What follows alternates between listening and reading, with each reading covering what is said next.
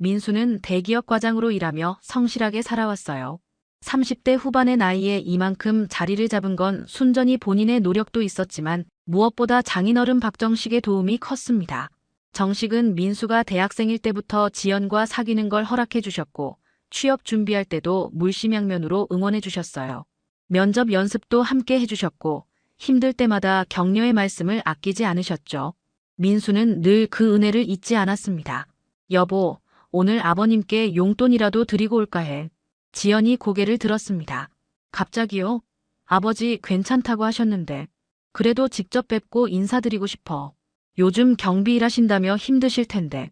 그럼 내가 같이 갈까요? 아니야, 나 혼자 다녀올게. 당신은 집에서 쉬어. 정식은 최근 60대 초반의 나이로 은퇴를 했습니다.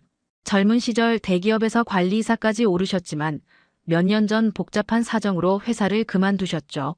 그 후 한동안 쉬셨다가 몸이 근질근질하다며 아파트 경비 일을 시작하셨어요. 민수는 그런 장인어른이 안쓰러우면서도 대단하다고 생각했습니다. 평생 일하며 살아오신 분이 가만히 계실 수 없다는 걸 이해했죠. 오히려 새로운 일을 시작하신 모습이 존경스러웠습니다. 아버님 덕분에 지금의 제가 있습니다. 민수가 자주 하는 말이었어요.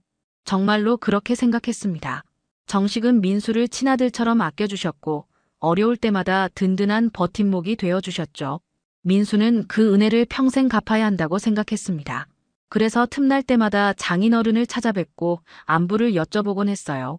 민수는 지연 몰래 봉투에 용돈을 챙겨 넣고 차를 몰았습니다. 정식이 근무하는 아파트는 집에서 30분 거리였어요. 고급 주상복합 아파트로 로비가 넓고 화려했죠. 민수는 주차를 하고 로비로 들어섰습니다. 로비 한가운데 대리석 바닥이 빛나고 있었고 천장에는 샹들리에가 걸려 있었어요. 입주민들이 오가며 여유로운 주말을 즐기고 있었습니다. 그런데 로비 안쪽에서 들려오는 날카로운 목소리에 발걸음이 멈췄어요. 감히 손대요? 경비 주제에. 민수는 깜짝 놀라 그쪽을 바라봤습니다. 품격 있는 옷차림의 50대 중반 여성이 정식의 뺨을 후려치고 있었어요. 찰싹하는 소리가 로비 전체에 울려 퍼졌습니다. 정식은 고개를 숙인 채 아무 말도 하지 못했죠. 주변 입주민들은 수군거리며 쳐다볼 뿐 아무도 나서지 않았습니다. 로비 전체가 싸늘한 침묵에 휩싸였어요. 민수의 가슴이 철렁 내려앉았습니다. 믿을 수 없는 광경이었어요. 존경하는 장인어른이 공개적으로 모욕을 당하고 있었죠. 민수는 주먹을 불끈 쥐고 달려가려 했습니다. 민수가 달려가려는 순간 정식과 눈이 마주쳤습니다. 정식은 고개를 저으며 손짓했어요. 오지 말라는 신호였죠. 그 눈빛에는 간절함이 담겨 있었습니다. 민수는 발이 땅에 붙은 듯 움직일 수 없었어요. 죄송합니다. 정말 죄송합니다. 정식이 고개를 깊이 숙이며 사과했습니다. 여성은 코웃음을 치며 돌아섰고 하이힐 소리를 내며 엘리베이터로 향했어요. 주변 사람들의 시선이 따가웠습니다. 민수는 가슴이 찢어지는 것 같았죠. 어떻게 저럴 수 있을까? 사람을 사람으로 보지 않는 저 태도가 믿기지 않았습니다. 정식은 경비실로 돌아가 의자에 앉았어요. 민수는 천천히 다가갔습니다. 가까이 다가가자 정식의 뺨이 빨갛게 부어오른 게 보였어요. 민수의 목소리가 떨렸습니다. 아버님 괜찮으세요? 방금 그게 대체 뭡니까? 정식은 쓴웃음을 지었습니다. 괜찮다 괜찮아. 내가 잘못한 거야. 무슨 잘못을 하셨다고요? 저 사람이 어떻게 아버님께. 민수야, 여기서 큰 소리 내지 마. 괜히 일 커진다. 정식의 목소리에는 체념이 묻어났습니다. 민수는 주먹을 꽉 쥐었지만 장인어른의 말씀을 거스를 수 없었어요. 하지만 가슴속에서 분노가 끓어올랐습니다. 도저히 이해할 수 없었죠. 왜 장인어른은 저렇게 당하고도 참기만 하시는 걸까요? 아버님, 설명 좀 해주세요. 대체 무슨 일이신지. 그냥 내가 실수했어. 택배를 엘리베이터에 실다가 그분 옷에 살짝 스쳤나 봐. 별일 아니야. 별일 아니라고요? 사람 뺨을 때리는 게 별일 아닙니까? 정식은 한숨을 쉬며 민수의 어깨를 두드렸습니다. 민수야, 세상에는 내가 모르는 일들이 많아. 그냥 넘어가자. 민수는 더 이상 말할 수 없었어요. 정식의 눈빛이 너무 슬퍼 보였거든요.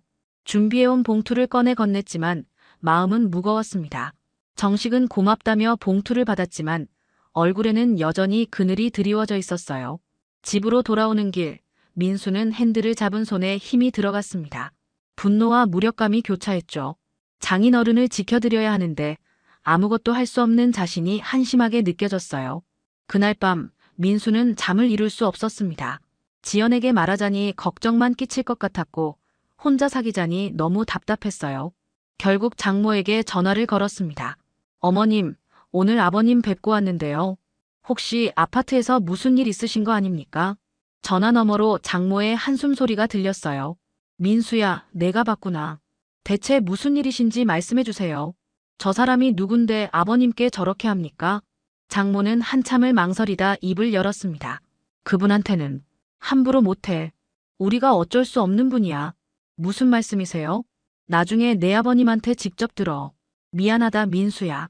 장모는 그렇게 말하고 전화를 끊었습니다. 민수는 휴대폰을 내려다보며 깊은 한숨을 쉬었어요. 뭔가 큰 비밀이 숨겨져 있다는 느낌이 들었습니다. 다음 날 월요일, 민수는 출근길 내내 주말에 목격한 장면을 떠올렸습니다. 정식의 빨개진 뺨, 그 억울한 표정이 머릿속을 떠나지 않았어요. 회사에 도착해서도 일이 손에 잡히지 않았죠. 동료가 말을 걸어도 제대로 대답하지 못했습니다. 점심시간 민수는 회사 식당에서 후배 직원들과 함께 밥을 먹고 있었어요. 그때 옆 테이블에서 들려온 대화에 귀가 번쩍 뜨였습니다. 어제 회장님 부인 윤미라 여사가 우리 아파트에 오셨대. 진짜? 그분이 직접? 응. 남편 회장님이 그 아파트에 투자했거든. 가끔 시찰 나오신다더라. 민수는 숟가락을 든 손이 멈췄습니다. 윤미라. 그 이름이 낯설지 않았어요. 우리 회사 회장 부인 아니었나? 민수의 심장이 빠르게 뛰기 시작했습니다. 그분 성격 좀 까다롭다면서? 까다로운 정도가 아니라 완전 독하시다고. 마음에 안 들면 바로 잘라버리신대. 민수는 숨이 막혔습니다. 설마 주말에 본 그 여성이 회장 부인이었을까요? 아니, 그럴 리 없어. 그냥 우연의 일치겠지. 민수는 스스로를 다독였지만 불안감은 쉽게 가시지 않았어요. 오후 업무를 마치고 민수는 인사팀에 근무하는 선배를 찾아갔습니다. 선배님, 혹시 회장님 부인 윤미라 여사에 대해 아시는 거 있으세요? 선배는 고개를 끄덕였어요. 윤미라 여사? 회사에서 터치하면 안 되는 분이지. 왜? 아니, 그냥 궁금해서요. 그분 예전에 우리 회사 인사팀장이셨어. 회장님이랑 결혼하면서 물러나셨지만 지금도 회사 인사에 깊이 관여하시거든. 조심해야 돼. 민수의 얼굴이 창백해졌습니다. 선배가 민수의 표정을 보고 물었어요. 너 뭔 일 있어? 아, 아니요. 괜찮습니다. 사무실로 돌아온 민수는 컴퓨터로 윤미라를 검색했습니다. 회장 부인의 사진이 화면에 떴어요. 민수는 그 순간 온몸이 얼어붙었습니다. 주말에 본 그 여성 정식의 뺨을 때린 바로 그 사람이었죠. 민수는 의자에 깊숙이 몸을 파묻었습니다. 머리가 복잡해졌어요. 회장 부인과 장인어른 사이에 대체 무슨 일이 있었던 걸까요? 왜 장모는 그분한테 함부로 못한다고 했을까요? 퇴근 후 민수는 바로 장인어른께 전화를 걸었습니다. 아버님, 제가 오늘 알게 된 게 있는데요. 그분이 우리 회사 회장 부인이시더라고요. 전화 너머로 긴 침묵이 흘렀어요. 정식의 한숨 소리가 들렸습니다. 민수야, 그냥 모른 척하고 살아. 그게 너한테도 좋아. 아버님, 대체 무슨 일이 있었던 겁니까? 왜 그분이 아버님께 그러시는 거예요? 옛날 일이야. 이제 다 지난 일이고. 하지만 민수야, 내가 걱정돼서 하는 말이야. 그냥 잊어버려. 아버지가 알아서 할게. 정식은 더 이상 말하지 않으려 했습니다. 민수는 답답했지만 장인어른을 더 괴롭힐 수 없었어요. 전화를 끊은 후 민수는 깊은 한숨을 내쉬었습니다. 뭔가 큰 비밀이 있다는 확신이 들었죠. 그리고 그 비밀이 장인어른을 짓누르고 있다는 것도 느낄 수 있었습니다. 밤늦게까지 민수는 침대에 누워 천장만 바라봤어요. 지연은 옆에서 곤히 잠들어 있었지만 민수는 잠이 오지 않았습니다. 며칠이 지났지만 민수의 마음은 여전히 무거웠습니다. 회사에서 일을 하다가도 자꾸 장인어른 생각이 났어요. 점심시간마다 인터넷을 뒤져가며 윤미라와 관련된 정보를 찾았죠. 그러던 중 오래된 기사 하나를 발견했습니다. DM그룹 관리사 박정식, 횡령 혐의로 해고. 민수는 화면을 뚫어지게 바라봤어요. 기사는 10년 전 것이었습니다.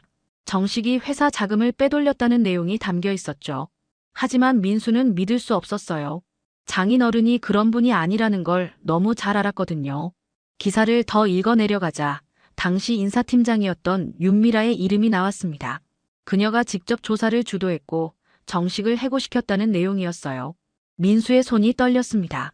퍼즐 조각들이 맞춰지기 시작했죠. 그래서 그랬구나. 민수는 중얼거렸습니다. 장인어른이 윤미라 앞에서 고개를 숙일 수밖에 없었던 이유, 장모가 함부로 못한다고 했던 이유가 이해됐어요.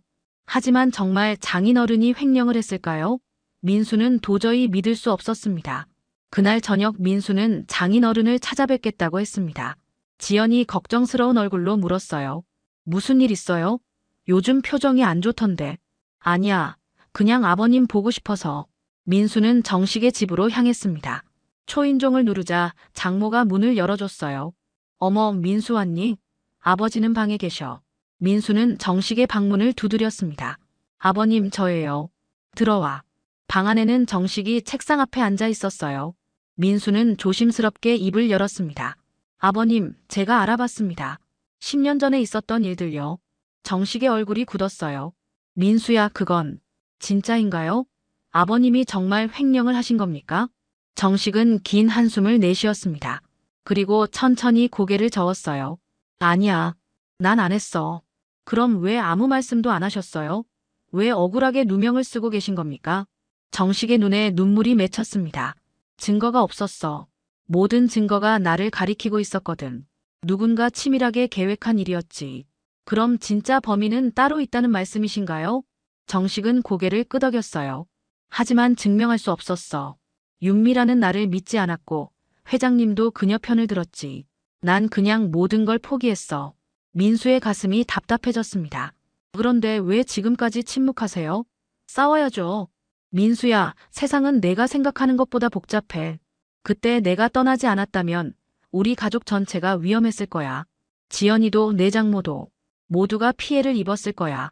민수는 말문이 막혔습니다. 정식은 가족을 지키기 위해 모든 걸 감수했던 거예요. 10년 동안 누명을 쓰고 모욕을 당하면서도 참아온 이유가 바로 그것이었습니다. 그래도 아버님, 이건 너무 억울하잖아요. 괜찮아. 나는 내가 결백하다는 걸 알아. 그걸로 충분해. 민수는 눈물이 날 것 같았습니다. 이렇게 의로운 분이 왜 이런 고통을 겪어야 하는지 이해할 수 없었어요. 하지만 정식은 담담한 표정으로 민수를 바라봤습니다. 다음 날 아침, 민수는 평소처럼 출근했습니다. 하지만 회사 분위기가 이상했어요. 동료들이 민수를 보며 수군거렸고 부장님은 민수를 부르더니 심각한 표정을 지었습니다. 민수 씨, 잠깐 이리 와봐요. 부장실로 들어가자 부장은 한숨을 쉬며 말했어요. 인사팀에서 연락이 왔어요.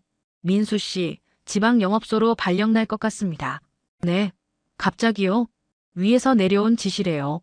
어쩔 수 없나 봐. 민수는 머리를 얻어맞은 것 같았습니다. 지방 발령이라니 이건 사실상 좌천이었어요. 갑작스러운 인사 조치에 뭔가 석연치 않았죠. 민수는 인사팀으로 달려갔습니다. 이게 도대체 무슨 일입니까?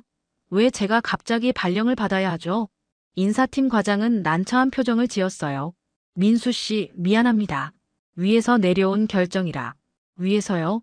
누구 말입니까? 과장은 목소리를 낮췄습니다. 윤미라 여사님이요. 민수 씨가 경비원의 사위라는 걸 아신 모양이에요. 민수는 온몸에 힘이 빠졌습니다. 누군가 윤미라에게 알린 거예요. 정식이 민수의 장인어른이라는 사실을 말이죠. 민수는 주먹을 불끈 쥐었습니다. 집으로 돌아온 민수는 지연에게 모든 걸 털어놨어요. 지연은 눈물을 흘리며 말했습니다. 아빠 때문에 당신까지. 미안해요. 정말 미안해요. 당신 잘못이 아니야. 이건 그 사람들이 잘못한 거라고. 하지만 민수도 막막했습니다. 회사를 그만둘 수도 없고 그렇다고 지방으로 갈 수도 없었어요.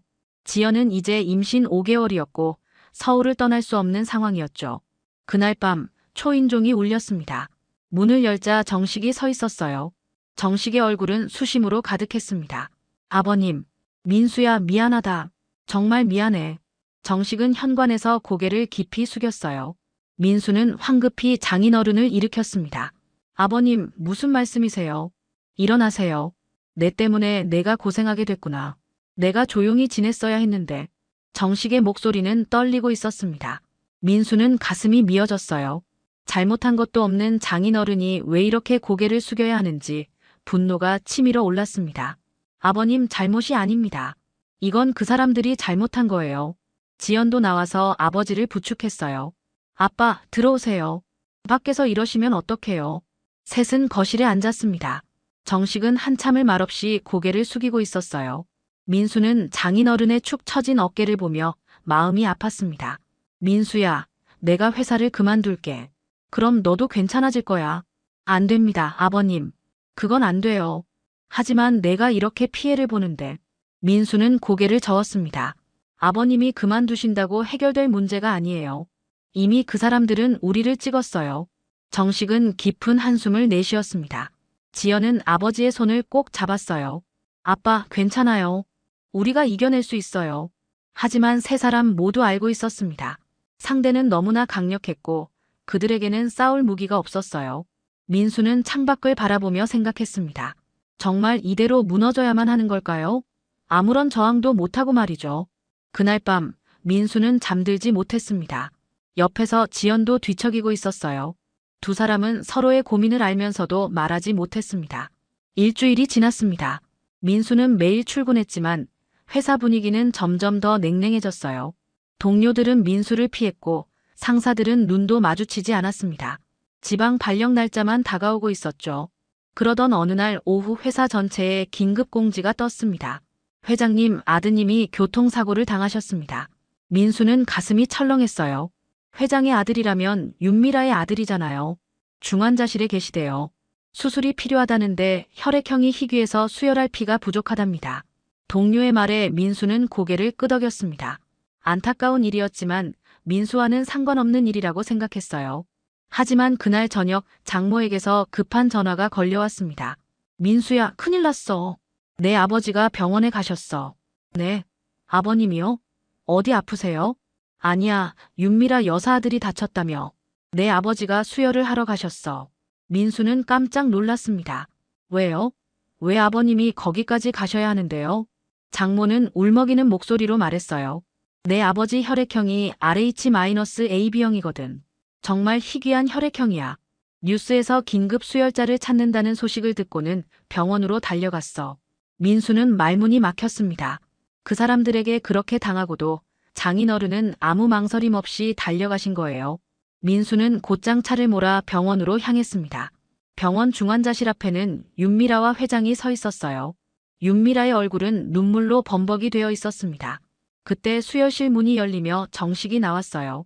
얼굴이 창백했지만 담담한 표정이었습니다. 괜찮으시겠습니까? 의사가 물었고 정식은 고개를 끄덕였어요. 네, 괜찮습니다. 아이는 어떻습니까? 덕분에 고비를 넘겼습니다. 정말 감사합니다. 윤미라는 정식을 보더니 그 자리에서 무릎을 꿇었습니다. 회장도 함께 고개를 깊이 숙였어요. 복도를 지나가던 사람들이 놀라 쳐다봤습니다. 정식 씨, 미안합니다. 정말 미안해요. 윤미라의 목소리는 떨리고 있었어요. 10년 전 일, 제가 잘못 판단했습니다. 당신은 결백했어요. 진짜 범인은 따로 있었다는 걸 나중에 알았어요. 민수는 숨이 멎는 것 같았습니다. 윤미라가 계속 말했어요. 하지만 이미 당신을 내보낸 뒤였고 제 자존심이 허락하지 않았어요. 당신에게 사과할 용기가 없었습니다. 정식은 조용히 윤미라를 바라봤습니다. 일어나세요. 바닥은 차갑습니다. 제발 용서해 주세요. 당신 사위까지 괴롭혔어요. 제가 정말 잘못했어요. 회장도 고개를 들어 정식을 바라봤어요. 정식 씨, 모든 게 우리 잘못입니다. 어떻게 해서든 보상하겠습니다. 민수는 멀리서 그 장면을 지켜보고 있었습니다. 눈물이 주르르 흘러내렸어요. 10년 동안 억울함을 참아온 장인어른, 그 긴 세월의 무게가 느껴졌습니다. 정식은 윤미라를 일으켜 세웠습니다. 이제 그만하세요. 아이가 무사한 게 다행입니다. 하지만 사람이 가진 직업보다 중요한 건 마음가짐이에요.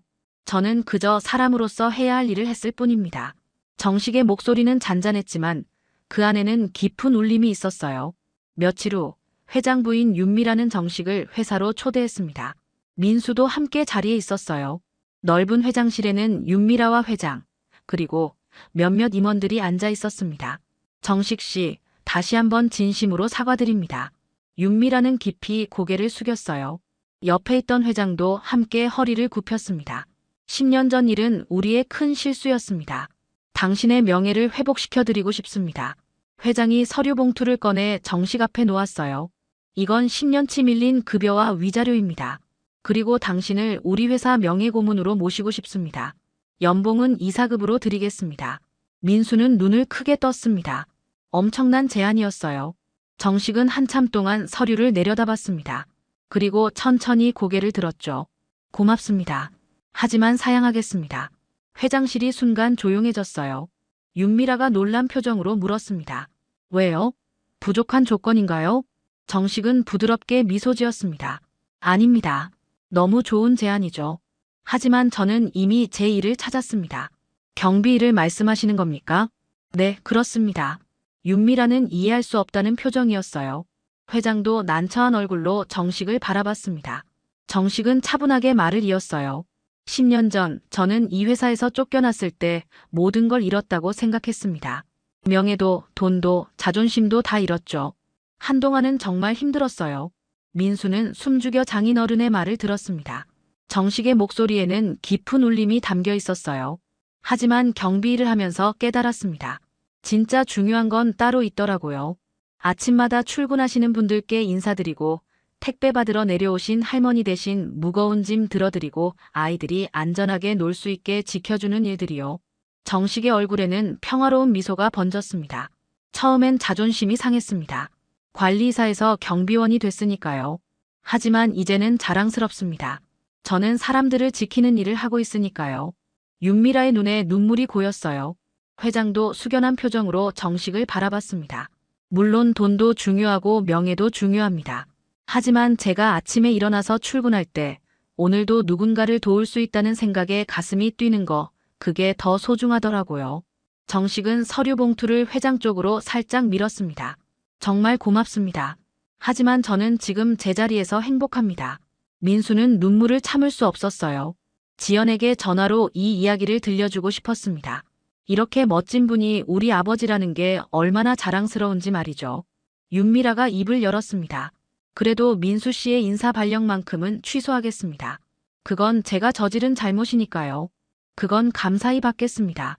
정식이 고개를 끄덕였어요. 민수도 깊이 인사했습니다. 회장은 한숨을 쉬며 말했어요. 정식 씨, 당신은 정말 대단한 분입니다. 저희가 배워야 할 점이 많네요. 정식은 자리에서 일어섰습니다. 그럼 저는 이만 가보겠습니다. 오후 근무 시간이 다가와서요. 민수도 함께 일어났어요. 회장실을 나서는 정식의 뒷모습이 어느 때보다 당당해 보였습니다. 엘리베이터 안에서 민수는 장인어른께 말했어요. 아버님, 정말 멋지십니다. 정식은 민수의 어깨를 두드렸습니다. 민수야, 사람은 어떤 일을 하느냐가 아니라 어떤 마음으로 사느냐가 중요한 거야. 일주일 후, 민수는 평소처럼 출근했습니다. 회사 분위기가 완전히 바뀌어 있었어요. 동료들은 민수를 보며 미소 지었고 상사들도 따뜻하게 인사했습니다. 인사팀에서는 공식적으로 발령 취소 통보가 왔고 오히려 승진 대상자 명단에 민수의 이름이 올라갔죠. 민수 씨, 축하해요. 이번에 차장 달 것 같던데요. 후배가 환하게 웃으며 말했습니다. 민수는 쑥스럽게 웃었어요. 하지만 민수의 마음속에는 승진보다 더 중요한 게 있었습니다. 바로 장인어른에 대한 존경심이었죠. 주말이 되자 민수는 지연과 함께 장인어른이 근무하는 아파트로 향했습니다. 손에는 따뜻한 커피 2잔을 들고 있었어요. 로비에 들어서자 정식이 경비실에서 밝은 표정으로 입주민들과 이야기하고 있었습니다. 아, 민수 왔구나. 지연이도. 정식은 반갑게 손을 흔들었어요. 입주민 한 분이 정식을 보며 말했습니다. 경비님 사위분이시군요.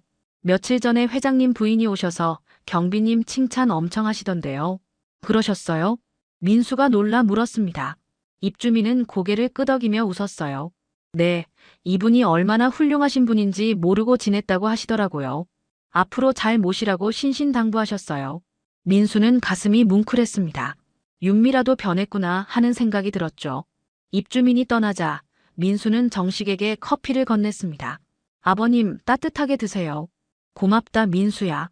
정식은 커피를 한 모금 마시며 행복한 표정을 지었어요. 지연은 아버지의 손을 꼭 잡았습니다. 아빠, 정말 자랑스러워요. 아빠 같은 분이 우리 아빠라는 게. 괜한 소리 하지 마. 아빠는 그냥 아빠일 뿐이야. 정식은 쑥스러워하며 웃었습니다. 민수는 창밖을 바라보며 생각했어요. 세상 사람들은 높은 자리, 많은 돈을 가진 사람을 성공했다고 말하죠. 하지만 진짜 성공은 따로 있는 것 같았습니다. 아버님, 저 이제 알겠어요. 제가 왜 아버님을 존경하는지. 민수의 목소리에 진심이 담겨 있었습니다. 직업이 뭐든 자리가 어디든 사람을 사람으로 대하고 올바르게 사는 것. 그게 가장 중요한 거였네요. 정식은 민수를 따뜻하게 바라봤어요. 민수야, 내가 그걸 깨달았다니 아빠는 기쁘다. 앞으로도 그렇게 살아라. 직업에는 귀천이 없어.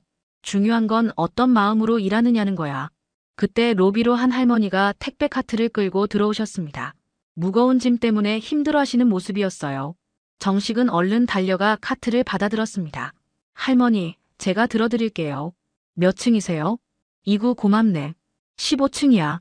정식은 환하게 웃으며 카트를 끌고 엘리베이터로 향했어요. 그 뒷모습을 바라보던 민수는 지연에게 말했습니다. 여보, 우리 아기가 태어나면 저렇게 키우고 싶어. 할아버지처럼 따뜻한 사람으로. 지연은 배를 쓰다듬으며 고개를 끄덕였습니다. 우리 아기는 행복할 거예요. 이렇게 멋진 할아버지가 계시니까요. 잠시 후 정식이 돌아왔습니다. 민수는 장인어른께 다가가 깊이 허리를 숙였어요. 아버님, 앞으로도 잘 부탁드립니다. 제가 평생 배우겠습니다. 뭘 배워? 우리 서로 의지하며 살면 되는 거지. 정식은 민수의 어깨를 다독였습니다. 오후 햇살이 로비 창문을 통해 들어와 세 사람을 비췄어요. 따뜻하고 평화로운 순간이었습니다. 민수는 생각했습니다. 한때는 장인어른이 경비 일을 하신다는 게 부끄러웠어요. 하지만 이제는 달랐습니다. 이제 누가 뭐래도 민수는 자신 있게 말할 수 있었죠. 제 장인어른은 제 자랑입니다. 평생 본받고 싶은 분이십니다. 로비에는 잔잔한 음악이 흘렀고 정식은 다시 경비실로 돌아가 입주민들을 맞이했습니다. 민수와 지연은 손을 잡고 밖으로 나왔어요. 뒤돌아보니 정식이 손을 흔들고 있었습니다. 민수도 환하게 웃으며 손을 흔들었죠. 그렇게 평범하지만 특별한 하루가 저물어가고 있었습니다. 대성그룹 회장실, 오후 3시. 창밖으로 서울 시내가 한눈에 내려다 보이는 40층 높이에서 강미숙 회장은 아들 민준의 전화를 받고 있었습니다. 어머니, 좋은 소식이 있어서 연락드렸어요. 민준의 목소리에는 설렘이 가득했습니다. 31살이 된 아들이 이렇게 들뜬 목소리를 내는 걸 언제 들어봤나 싶었죠. 강 회장은 펜을 내려놓고 전화기에 집중했습니다. 무슨 일인데 그렇게 기뻐하냐? 사실은 제가 진지하게 만나는 여자가 있거든요. 곧 집에 인사드리러 갈 거예요. 전화기 너머로 들려오는 아들의 말에 강 회장의 표정이 미묘하게 변했습니다. 그동안 연애에는 관심도 없어 보이던 아들이 갑작스럽게 결혼 이야기를 꺼내니 당황스러웠죠. 하지만 동시에 호기심이 생겼습니다. 과연 어떤 여자가 까다로운 우리 아들의 마음을 사로잡았을까? 그래, 좋은 일이구나. 그런데 그 애는 어떤 사람이냐? 착하고 정말 열심히 살아가는 사람이에요. 어머니도 만나시면 분명 좋아하실 거예요. 전통시장에서 반찬 가게를 하고 계시거든요. 전통시장이라는 말에 강 회장의 눈썹이 살짝 올라갔습니다. 대기업 총수 집안의 며느리감으로는 다소 의외였죠. 하지만 아들의 행복한 목소리를 듣고 있자니 섣불리 판단하고 싶지 않았습니다. 통화를 끝낸 후 강 회장은 가죽 의자에 깊숙이 몸을 맡겼습니다. 창밖 풍경을 바라보며 복잡한 심경이 들었죠. 아직 얼굴도 모르는 예비 며느리에 대한 궁금증이 점점 커져갔습니다. 우리 집안의 며느리로 올 만한 여자일까? 집안 배경은 어떻고 어떤 환경에서 자랐을까? 무엇보다 진짜로 민준이를 사랑하는 걸까? 이런 생각들이 꼬리에 꼬리를 물고 이어지자 강 회장은 결심했습니다. 직접 확인해 봐야겠다고 말입니다. 정식 만남 전에 미리 그녀가 어떤 사람인지 몰래 지켜볼 필요가 있었어요. 다음 날 오전 강 회장은 평소와 다른 모습이었습니다. 늘 입던 명품 정장 대신 수수한 검정 바지에 평범한 니트를 골랐죠. 거울을 보며 머리핀으로 단정히 올린 머리를 다시 풀어 자연스럽게 내려뜨렸습니다. 화장도 평소보다 연하게 했어요. 목에 걸던 다이아몬드 목걸이도 벗어두고 평범한 시계로 바꿔 찼습니다. 손가락에 끼던 결혼 반지와 다이아 반지들도 모두 빼고 작은 금반지 하나만 남겨두었어요. 운전기사에게는 오늘 하루 개인 일정이 있다며 혼자 나간다고 전했습니다. 동대문 전통시장이라고 했지. 강 회장은 내비게이션에 목적지를 입력하며 혼잣말을 했습니다. 아들에게서 들은 정보는 그녀가 그곳에서 반찬 가게를 한다는 것뿐이었어요. 이름도 나이도 정확한 위치도 모르는 채로 찾아가야 하는 상황이었죠. 마음 한편으론 이런 자신의 행동이 우스꽝스럽다는 생각도 들었습니다. 대기업 총수가 며느리 후보를 몰래 염탐하러 간다니 누가 알면 뭐라고 할까 싶었어요. 시장 입구에 도착하자 오랜만에 맡아보는 서민들의 냄새가 코끝을 스쳤습니다. 생선 굽는 냄새, 튀김 기름 냄새, 김치찌개 끓는 냄새, 파전 부치는 냄새가 뒤섞여 있었어요. 강 회장은 어색한 마음으로 시장 안으로 발걸음을 옮겼습니다. 언제 마지막으로 이런 전통시장에 와봤나 싶었죠. 아마 결혼 전 20살 때 어머니와 함께 온 게 마지막이었을 거예요. 그때도 호기심에 잠깐 구경만 하고 나왔던 기억이 났습니다. 어서 오세요. 맛있는 반찬 많아요. 싱싱한 생선 들어왔어요. 한 마리만 사가세요. 할머니들이 직접 담근 김치. 진짜 맛있어요. 시장 곳곳에서 들려오는 상인들의 구성진 목소리가 귓가에 울렸습니다. 강 회장은 반찬 가게들을 하나씩 둘러보며 천천히 걸었어요. 김치 가게, 젓갈 가게, 나물 가게, 두부 가게. 비슷비슷한 가게들이 미로처럼 줄지어 늘어서 있었습니다. 과연 그녀를 찾을 수 있을까 하는 의구심이 들기 시작했어요. 혹시 민준이가 잘못 알려준 건 아닐까? 아니면 오늘은 쉬는 날인 건 아닐까? 그런데 그때였습니다. 시장 안쪽 디귿자 모양으로 꺾이는 모퉁이에서 유독 밝고 경쾌한 목소리가 들려왔어요. 아주머니, 오늘은 새로 담근 깍두기도 있어요. 한번 맛보시고 가세요. 할머니, 어제 사가신 무생채 어떠셨어요? 오늘은 콩나물도 준비했거든요. 강 회장이 목소리 쪽으로 고개를 돌리는 순간 시간이 멈춘 것 같았습니다. 26 정도로 보이는 여자가 싱그러운 미소를 지으며 손님들에게 반찬을 권하고 있었어요. 단정한 흰색 앞치마를 두르고 머리는 깔끔하게 묶어 올렸습니다. 무엇보다 그녀의 눈가에 떠오르는 따뜻한 웃음이 강 회장의 시선을 사로잡았죠. 설명할 수 없는 이상한 끌림이 마음속에서 일어났습니다. 강 회장은 자신도 모르게 그녀의 가게 앞으로 천천히 다가갔습니다. 마음이 두근거렸어요. 이상했죠. 처음 보는 사람인데 왜 이렇게 익숙한 느낌이 들까? 그녀는 손님들과 밝게 웃으며 이야기를 나누고 있었습니다. 어서 오세요. 뭘 찾으세요? 그녀가 강 회장을 발견하고 환한 미소를 지으며 말을 걸어왔어요. 가까이서 본 그녀의 얼굴은 더욱 선명했습니다. 맑은 눈동자, 작고 오똑한 코, 그리고 따뜻한 미소. 강 회장은 순간 말문이 막혔죠. 아, 네. 김치 좀 볼까 해서요. 아, 김치시군요. 저희 김치는 정말 맛있어요. 할머니께서 직접 담그신 거거든요. 그녀가 김치통 뚜껑을 열어 보여주며 설명을 시작했습니다. 강 회장은 그녀의 말을 듣는 척했지만 사실 그녀의 얼굴만 바라보고 있었어요. 왜 이렇게 마음이 아련할까? 무언가 그리운 감정이 올라왔습니다. 그때였어요. 그녀가 김치를 덜어주려고 손을 뻗는 순간 강 회장의 시선이 그녀의 손목에 고정되었습니다. 작은 금팔찌가 햇빛에 반짝이고 있었어요. 평범해 보이는 팔찌였지만 강 회장의 눈에는 평범하지 않았습니다. 심장이 쿵 하고 내려앉았어요. 그 팔찌, 어디선가 본 기억이 났습니다. 아니, 본 게 아니라 직접 만져본 기억이요. 25년 전 자신이 잃어버린 어린 딸의 손목에 채워주었던 바로 그 팔찌와 똑같았거든요. 설마, 강 회장의 입에서 작은 중얼거림이 새어나왔습니다. 그녀는 고개를 갸웃하며 물었어요. 네, 뭐라고 하셨어요? 아, 아무것도 아니에요.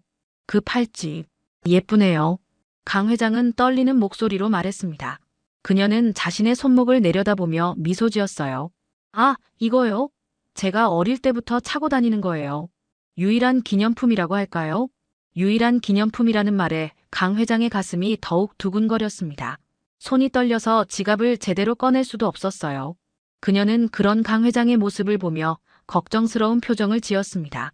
괜찮으세요? 얼굴이 하얘지셨는데. 괜찮아요. 그냥 어디선가 본 것 같아서요. 강 회장은 김치를 사며 그녀를 더 자세히 관찰했습니다. 코의 모양, 눈썹의 형태, 웃을 때 입꼬리가 올라가는 모습까지 모든 것이 기억 속에 그 아이와 닮아 있었어요.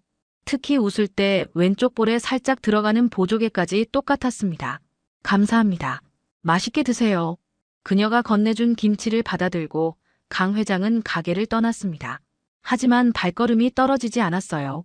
몇 걸음 떨어진 곳에서 뒤돌아보니 그녀는 여전히 밝은 미소로 다른 손님들을 맞이하고 있었습니다. 그 모습을 보는 강 회장의 눈가에는 어느새 눈물이 맺혀 있었죠. 강 회장은 그날 밤 잠을 이룰 수 없었습니다. 팔찌의 이미지가 머릿속에서 떠나지 않았어요. 25년 전 그날의 기억이 생생하게 되살아났죠. 갓 태어난 딸에게 직접 만들어준 작은 금팔찌. 그 안에 새겨넣은 작은 하트 모양까지 똑같았습니다. 다음 날, 강 회장은 다시 시장을 찾았어요. 이번에는 그녀에 대해 더 자세히 알아보기 위해서였습니다. 먼저 주변 상인들에게 자연스럽게 물어보기 시작했죠. 저기 반찬 가게 하는 젊은 아가씨, 언제부터 장사하셨나요? 아, 수진이 말씀이세요? 그 애가 여기 온 지 벌써 3년 됐네요. 참 착한 애예요. 수진이라는 이름을 처음 들었습니다. 강 회장은 가슴이 뛰는 걸 억누르며 계속 물어봤어요. 가족은 어떻게 되시나요? 그 애 혼자 살아요. 고아원에서 자랐다고 하더라고요. 불쌍한 애지. 부모님 얼굴도 모르고 자랐다니까요. 고아원이라는 말에 강 회장의 다리에 힘이 빠졌습니다. 혹시 정말로? 라는 생각이 확신으로 바뀌어가고 있었어요. 혹시 몇 살인지 아세요? 26이라고 했나? 아니면 27? 정확하진 않아도 그 나이대예요. 26. 강 회장이 딸을 잃어버린 게 정확히 25년 전이었습니다. 나이가 정확히 맞아떨어졌어요. 그날 오후 강 회장은 수진이 사는 곳까지 몰래 따라갔습니다. 시장 뒤편 좁은 골목에 있는 반지하 원룸이었어요. 낡고 작은 집이었지만 창문에는 예쁜 화분들이 놓여 있었습니다. 수진이가 직접 가꾼 것 같았죠. 강 회장은 멀찌감치 수진이를 지켜봤습니다. 장사를 마치고 돌아온 수진이는 피곤한 기색이 역력했지만 화분에 물을 주며 혼자 무언가 중얼거리고 있었어요. 그 모습이 어린 시절 자신의 딸과 너무나 닮아 있어서 강 회장은 눈물을 참을 수 없었습니다. 며칠 후 강 회장은 사설 탐정을 고용했어요. 수진이의 정확한 신상 정보를 알아보기 위해서였습니다. 일주일 뒤 받은 보고서에는 충격적인 내용이 담겨 있었어요. 이름 박수진, 나이 26세, 출생지 서울시 강남구, 유기장소 강남구 일대 병원 앞, 유기연도 1999년. 1999년. 바로 강 회장이 딸을 잃어버린 해였습니다. 유기장소도 당시 자신이 살던 동네와 일치했어요. 보육원 기록에 따르면 생후 6개월경 발견되었고 몸에는 금팔찌 하나만 지니고 있었다고 합니다. 강 회장의 손이 떨렸습니다. 모든 것이 들어맞고 있었어요. 나이, 장소, 시기, 그리고 팔찌까지. 하지만 동시에 끔찍한 현실이 다가왔습니다. 만약 수진이가 정말 자신의 딸이라면 지금 민준이와 사랑하는 사이라는 건 무슨 뜻일까요? 친남매가 모르고 연애를 하고 있다는 말인가요? 강 회장은 갈등에 빠졌습니다. 25년 동안 그리워했던 딸을 찾았지만 이런 상황에서 만나게 될 줄은 꿈에도 생각 못했거든요. 일주일이 지났습니다. 강 회장은 그동안 수진이에 대한 확신이 점점 커져갔지만 동시에 어떻게 해야 할지 막막했어요. 민준이에게 진실을 말해야 할까? 아니면 수진이에게 먼저 접근해야 할까? 수많은 고민 끝에 강 회장은 일단 기다리기로 결심했습니다. 민준이가 약속한 대로 수진이를 집에 데려오는 날까지 말이죠. 그리고 드디어 그날이 왔습니다. 토요일 오후 6시 민준이가 전화를 걸어왔어요. 어머니, 지금 수진이와 함께 집으로 가고 있어요. 30분 후에 도착할 것 같아요. 전화를 끊은 강 회장의 심장은 미친 듯이 뛰고 있었습니다. 거실을 이리저리 왔다 갔다 하며 마음을 진정시키려 했지만 쉽지 않았어요. 하늘색 원피스로 옷을 갈아입고 화장을 다시 고쳤습니다. 딸을 만나는 자리인지 며느리 후보를 만나는 자리인지 헷갈렸죠. 현관문에서 차 소리가 들려왔습니다. 강 회장은 숨을 크게 들이쉬고 소파에 단정히 앉았어요. 곧 초인종이 울렸습니다. 어머니, 왔어요. 민준이의 목소리와 함께 현관문이 열렸습니다. 강 회장은 천천히 일어나 현관 쪽으로 걸어갔어요. 그리고 그 순간 수진이와 눈이 마주쳤습니다. 시장에서 봤을 때보다 훨씬 더 단정하고 예뻤어요. 연한 분홍색 원피스를 입고 머리는 곱게 웨이브를 넣어 어깨 위로 내려뜨렸습니다. 손에는 작은 선물 봉투를 들고 있었죠. 무엇보다 긴장한 듯 떨리는 모습이 어린 시절의 그 아이와 똑같았어요. 어머님, 안녕하세요. 민준이가 항상 이야기해주던. 수진이가 인사를 하려는 순간 강 회장은 말을 잃었습니다. 가까이서 본 수진이의 얼굴은 더욱 확실했어요. 자신의 어린 시절 사진과 너무나 닮아 있었거든요. 특히 미소 지을 때 나타나는 왼쪽 보조개는 틀림없었습니다. 어머니, 괜찮으세요? 민준이가 걱정스러운 목소리로 물었어요. 강 회장은 정신을 차리고 겨우 대답했습니다. 아, 미안해. 갑자기 어지러워서. 수진이 맞지? 반가워. 네, 박수진입니다. 뵙게 되어 영광이에요. 수진이가 깍듯하게 인사하며 선물 봉투를 내밀었습니다. 강 회장이 그것을 받아들 때 수진이의 손목에서 또다시 그 팔찌가 반짝였어요. 가까이서 보니 더욱 확실했습니다. 팔찌 한가운데 새겨진 작은 하트 모양까지 똑같았거든요. 고마워. 그런데 팔찌가 참 예쁘네. 강 회장이 떨리는 목소리로 말하자 수진이는 손목을 내려다보며 미소 지었어요. 아, 이거요? 어릴 때부터 차고 다녔던 건데 제게는 정말 소중한 거예요. 부모님에 대한 유일한 단서거든요. 부모님에 대한 유일한 단서라는 말에 강 회장의 눈가가 뜨거워졌습니다. 민준이는 그런 어머니의 반응을 이상하게 여겼지만 아직 눈치채지는 못한 것 같았어요. 자, 우선 들어가서 앉자. 강 회장은 애써 태연한 척하며 두 사람을 거실로 안내했습니다. 하지만 마음속으론 폭풍이 몰아치고 있었어요. 이제 어떻게 해야 할까? 언제 진실을 말해야 할까? 거실에 앉은 세 사람 사이에는 묘한 긴장감이 흘렀습니다. 민준이는 들떠서 수진이를 자랑하려 했고 수진이는 긴장해서 차를 홀짝홀짝 마시고 있었어요. 강 회장만 혼자 복잡한 심경으로 두 사람을 번갈아 바라보고 있었습니다. 어머니, 수진이가 정말 요리를 잘해요. 나중에 기회되면 직접 만든 음식도 드셔보세요. 민준이가 자랑스럽게 말했지만 강 회장의 마음은 점점 무거워졌어요. 이 상황을 어떻게 해결해야 할지 막막했습니다. 수진아, 부모님은 어떻게 되시니? 강 회장이 조심스럽게 물어봤어요.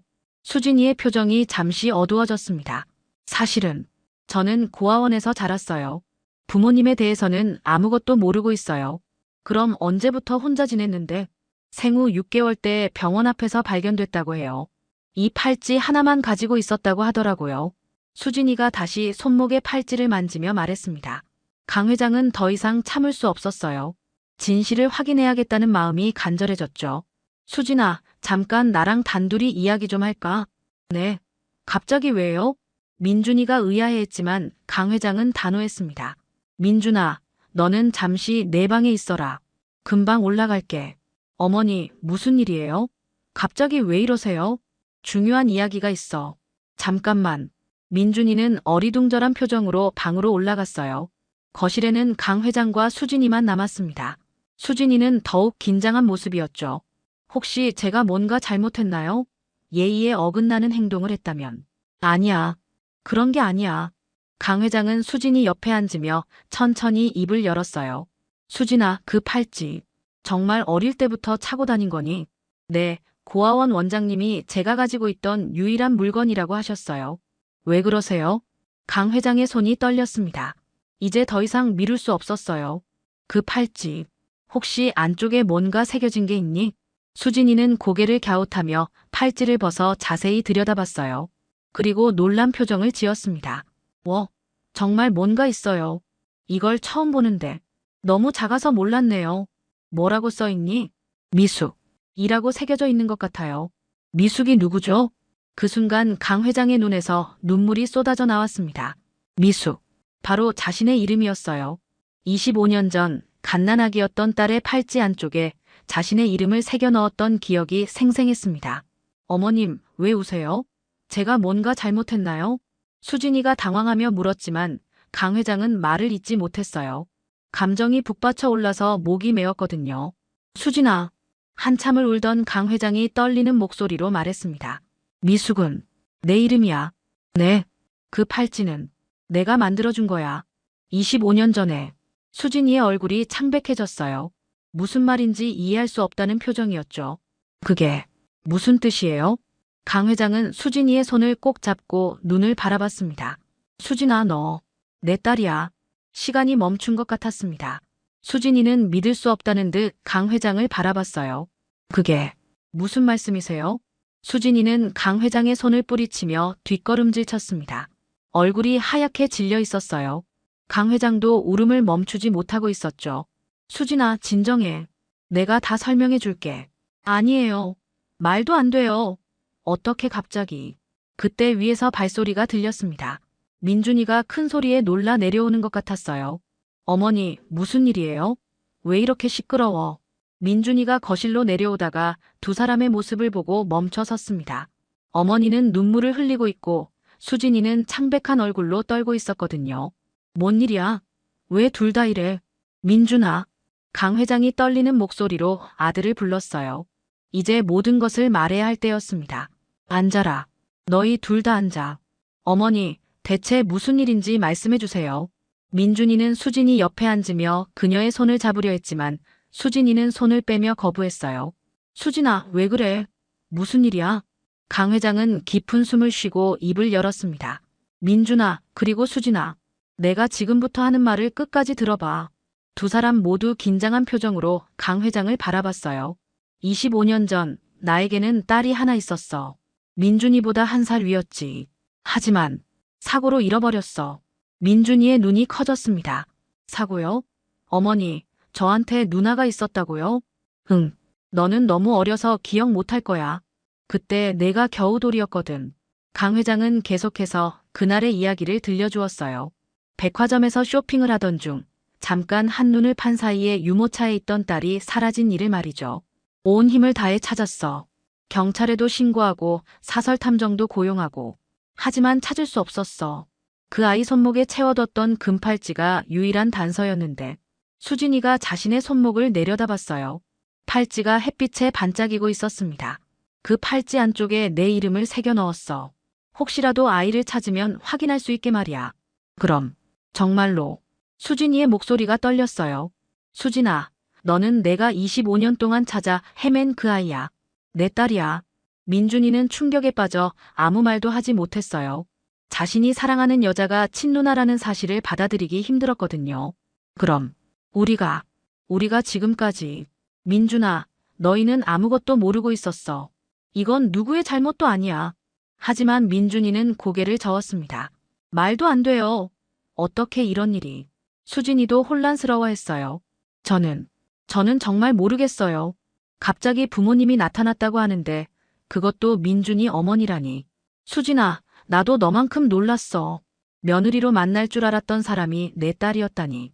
거실은 침묵에 휩싸였어요. 세 사람 모두 이 상황을 어떻게 받아들여야 할지 몰랐거든요. 사랑이었던 것이 가족애로 바뀌어야 하는 상황. 그리고 25년 만에 재회라는 기쁨이 뒤섞인 복잡한 감정들이 공기를 무겁게 만들었습니다. 민준이는 고개를 떨어뜨리고 주먹을 꽉 쥐었어요. 수진이는 눈물을 흘리며 어떻게 반응해야 할지 몰라 했습니다. 몇 분간 이어진 침묵을 깨뜨린 것은 수진이었습니다. 저는 잠시 밖에 나가서 생각 좀 할게요. 수진이가 일어서려 하자 강 회장이 급하게 말렸어요. 수진아, 가지마. 우리 이야기해야 해. 지금은 정말 어떻게 해야 할지 모르겠어요. 머리가 너무 복잡해서. 수진이의 목소리는 울먹이고 있었습니다. 26년을 혼자 살아온 그녀에게 갑작스럽게 나타난 가족이라는 존재가 낯설고 무서웠거든요. 민준이도 일어섰어요. 나도 좀 혼자 있고 싶어. 민준아. 강 회장이 불렀지만 민준이는 고개를 돌리지 않았습니다. 현관문이 닫히는 소리가 연달아 들렸어요. 강 회장은 혼자 거실에 남겨졌습니다. 그날 밤 강 회장은 잠들 수 없었어요. 25년 만에 찾은 딸, 하지만 이런 식으로 만나게 될 줄은 꿈에도 몰랐거든요. 창밖을 바라보며 과거를 되돌아봤습니다. 만약 그때 더 조심했다면, 딸을 잃지 않았다면 어땠을까? 다음 날 아침 민준이가 먼저 집에 돌아왔어요. 하룻밤 사이에 많이 야윈 것 같았습니다. 어머니, 죄송해요. 어젯밤에 갑자기 나가서. 괜찮아. 충격이 컸을 테니까. 민준이는 소파에 앉으며 깊은 한숨을 내쉬었어요. 하룻밤 내내 생각해봤는데요. 수진이는 정말 제 누나가 맞나요? 응, 확실해. 그럼 우리가 지금까지 느꼈던 감정들은 뭐였던 거죠? 강 회장은 아들의 어깨에 손을 올렸습니다. 민준아, 너희는 아무것도 몰랐잖아. 그리고 너희가 서로를 아끼는 마음은 진짜였어. 다만 그게 사랑이 아니라 가족애였던 거지. 쉽게 받아들여지지 않아요. 그때 초인종이 울렸어요. 수진이었습니다. 어젯밤보다는 차분해 보였지만 여전히 어색한 표정이었죠. 들어와, 수진아. 세 사람이 다시 거실에 모였습니다. 수진이가 먼저 입을 열었어요. 어젯밤에 많이 생각해봤어요. 처음엔 믿어지지 않았는데 어머님 말씀을 듣고 보니 맞는 것 같아요. 수진아, 사실 저도 항상 궁금했거든요. 제 부모님이 누구인지, 왜 저를 버렸는지. 그런데 버린 게 아니라 잃어버린 거였다니. 강 회장의 눈가가 다시 뜨거워졌어요. 미안해, 수진아. 정말 미안해. 엄마가 잘못했어. 아니에요. 어머님 잘못이 아니에요. 수진이도 눈물을 흘리기 시작했습니다. 저도 엄마가 있었구나 싶어서 기뻐요. 그리고 오빠도. 수진이가 민준이를 바라봤어요. 민준이는 복잡한 표정이었지만 고개를 끄덕였습니다. 누나, 라고 불러도 될까요? 응, 오빠. 두 사람이 서로를 새로운 관계로 받아들이는 순간이었어요. 강 회장은 두 자녀를 번갈아 보며 눈물을 흘렸습니다. 그리고 천천히 다가가 두 사람을 품에 안았어요. 25년 동안 정말 보고 싶었어. 이제야 우리 가족이 다시 뭉쳤구나.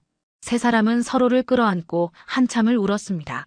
오해와 혼란으로 시작된 만남이었지만 결국 가족이라는 소중한 인연으로 이어졌어요. 이제부터 우리 정말 가족으로 살자. 강 회장의 말에 수진이와 민준이가 고개를 끄덕였습니다. 잃어버린 시간은 되돌릴 수 없지만 앞으로 만들어갈 시간들이 더 소중했거든요. 창밖으로는 따뜻한 봄 햇살이 들어오고 있었습니다. 새로운 시작을 알리는 것처럼 말이에요.